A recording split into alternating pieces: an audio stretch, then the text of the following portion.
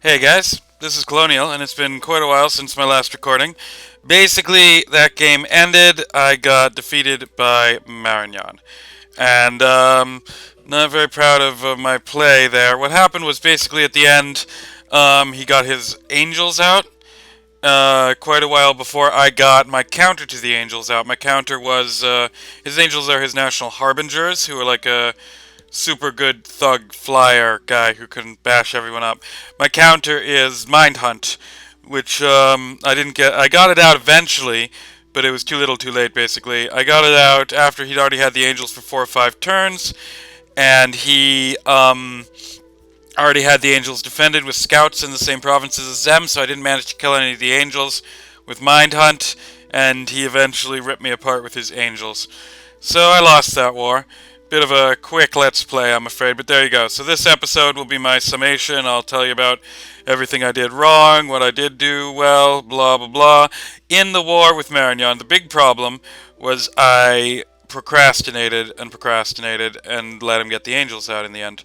So what I should have done is hit him harder, faster, blah blah blah. And I had a time limit. I wasn't really aware that I was on the clock there, but I very much was because he was about to get the angels. Now, normally Marignon needs to get Construction 6 and Conjuration 6 to be able to get his angels. But I should have known with his Astral Bless, he didn't need Construction 6. So he was able to get the angels out quite a bit more quickly than I'd anticipated, for one thing, but also I wasn't really thinking about it. I was thinking I had plenty of time, and I didn't. I got hit by Harbingers. I got ripped apart. The other big problem in that war that I'm a bit embarrassed about is all this stuff with my guys starving in the desert. There was just one line of desert, so I didn't really think it was a big deal, but it was pretty much a noob mistake. I should have been very aware of those deserts and played around them, and I didn't, and it cost me a lot. So, those were the big problems. If I had to do it again, of course, I would definitely go for an Awake SC. If you, my initial expansion was lousy. With an SC, it doesn't have to be lousy at all. So, that's what I would do differently. The other thing I would do differently is I wouldn't recruit all my national troops. Basically, I kept on the whole game. I was talking about how lousy the Pashtis were. Oh, these Pashtis are terrible, but I kept recruiting them even though they were lousy. Oh, terrible! Click, click, click. Oh, I hate these Pashtis. Click, click, click. So I just that was foolish. If I had to do it again, I would do it a bit differently. So I'll show you that. But first thing I'll do is show you what I was thinking for a god, basically. Awake SC because I just, even with Productivity 3 with amazing scales, I'm really bad at expanding. So this is the guy. If I had to do it again, I would do this exact build. I don't need the productivity anymore because this guy can conquer my cap circle pretty easily to get my other expansion parties out. So the only reason I had the productivity was because I was leaning on it for expansion. So that's some nice free points with this build. I, of course, don't get as good scales, but what are you going to do? I have an Awake SC. But I still get pretty much everything I need with these scales. The magic scale was just a waste. The luck is a blow. I wish I could get luck, but I can't. So this is what I will do. This guy, he can get me all the air I'll ever need. Even if he dies once, he can still get me all the boosters eventually. If he doesn't die, he can get me all the boosters easily, basically. So this is a god I would play as. Another option would be, which I haven't really experimented with, but it might be fun, would be something like this guy. This guy, the other guy, he was boosting the paths I was already good at. I have quite a bit of fire and air, but having a fire 4 and an air 5 would definitely improve me in those regards. This guy's playing to my weaknesses, basically, so I would do something like that. Same exact scales, and because he doesn't have the native awe, he would need Dominion 9 for this guy. But I don't have any water, so that's kind of fun, and my death is lousy, so that's good. Good thing about this guy is he can summon Cockiads, who would basically be identical mages to him without the attached monsters, so when I get Construction 6, he can just pop to the lab real quick and grab a couple of clones of himself to do his lab work, then get back to the field. He's probably a better super combatant, but he doesn't fly.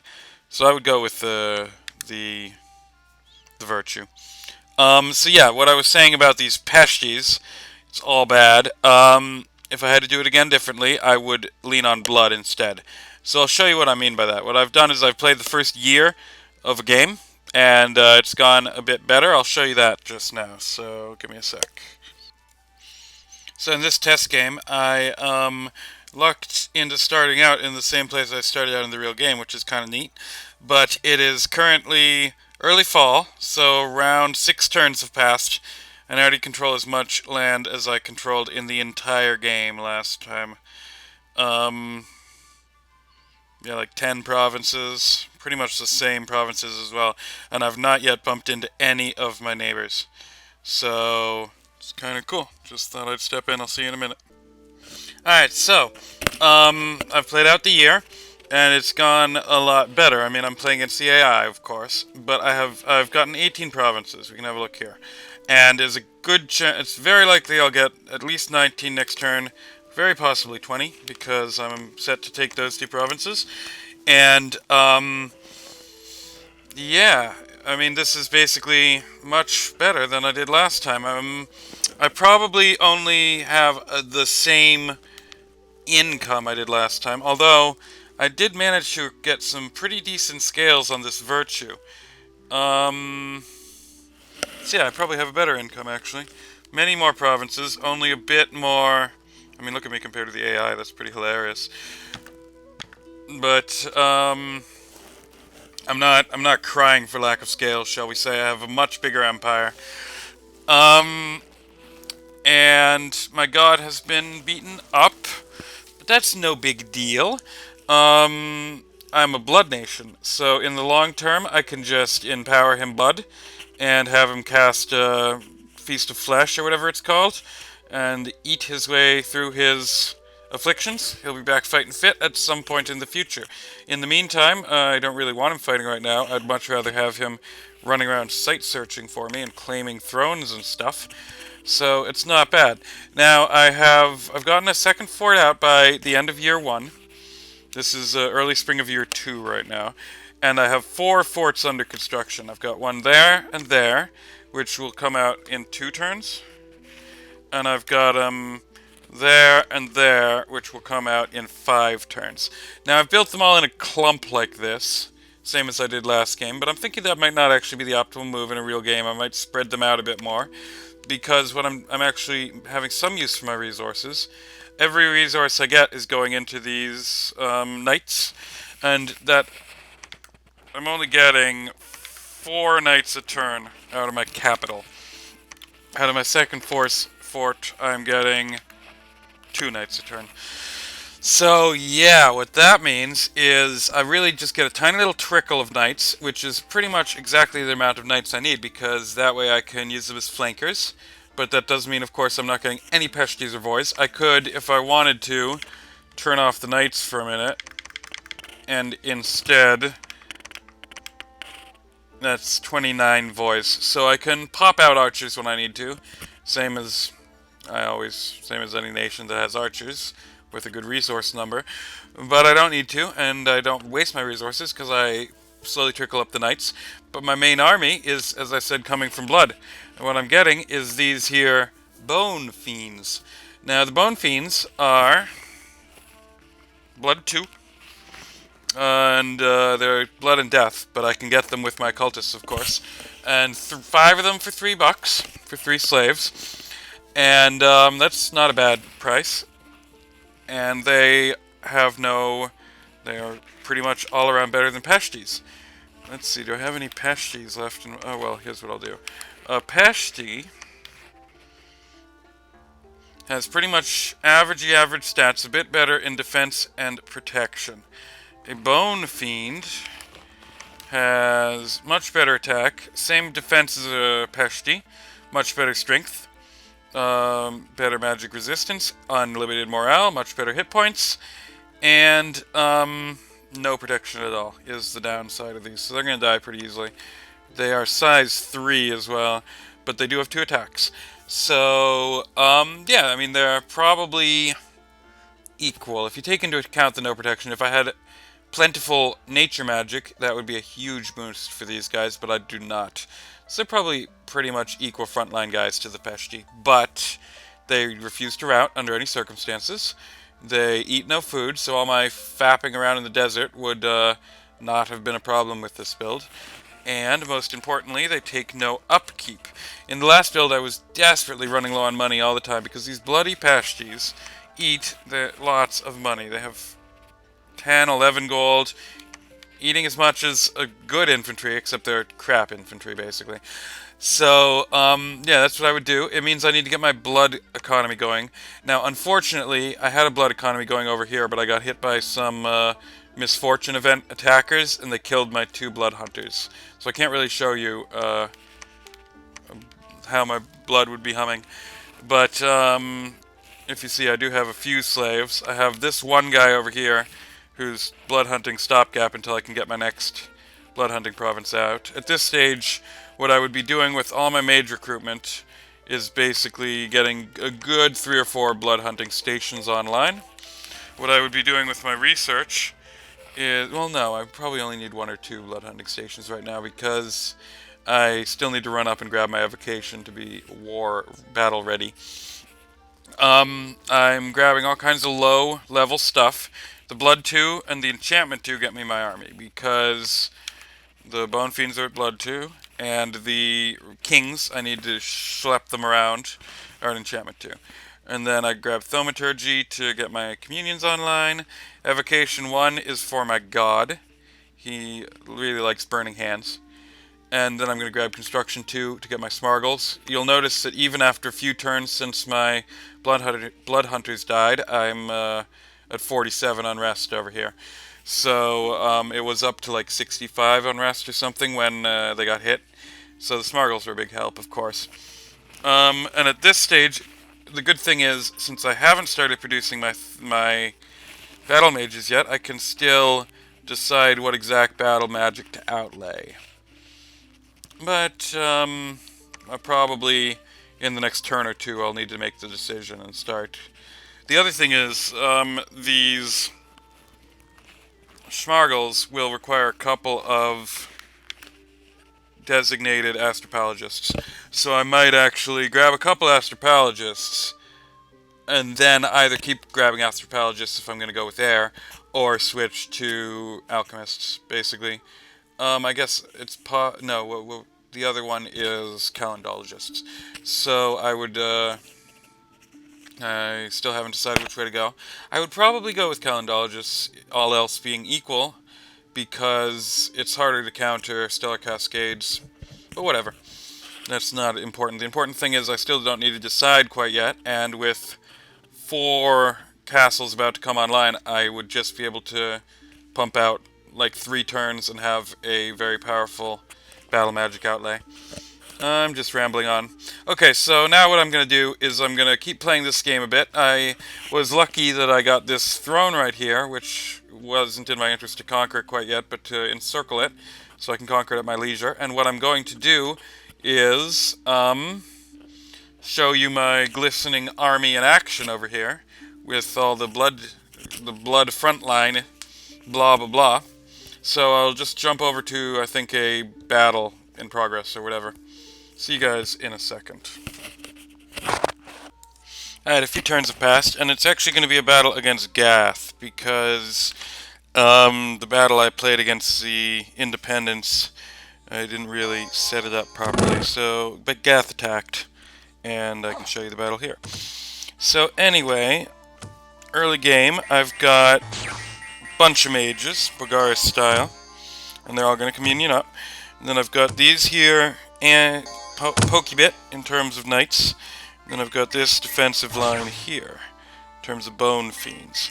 Now, one thing I forgot to mention about the Bone Fiends a minute ago is that their protection is 0, which is bad, but they do have pierce resistance, which means that really they're only going to be significantly less durable if the enemy is not using spears.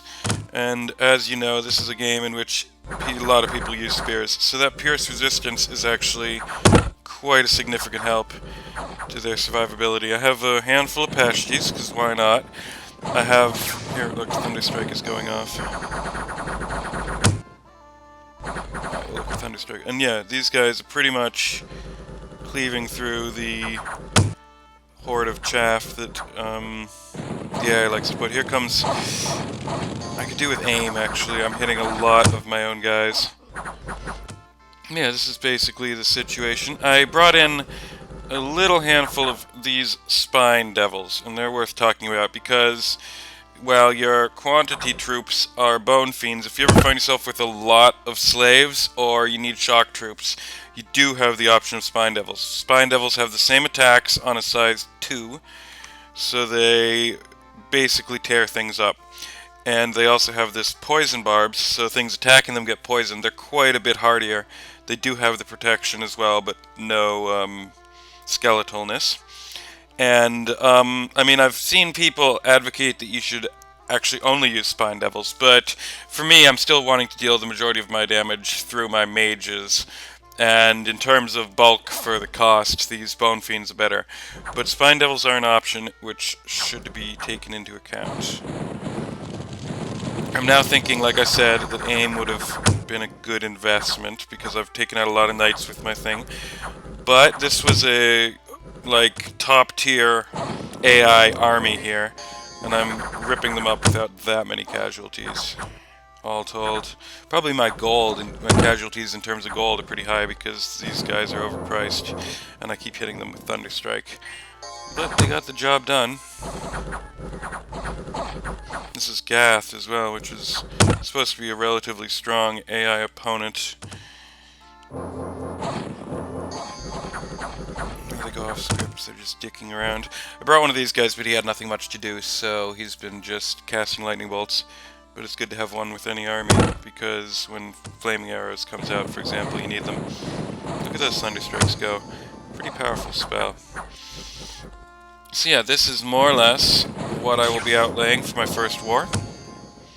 Not bad. These lovely, affordable bone fiends can definitely get the job done.